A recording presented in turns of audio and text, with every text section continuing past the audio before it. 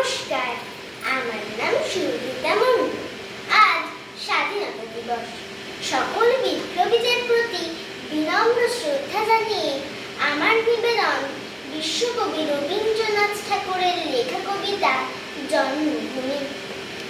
সার্থক জন্ম আমার, জন্মেছি এই দেশে, সার্থক জন্ম মাগো তোমায় ভালোবেসে। জানি তোর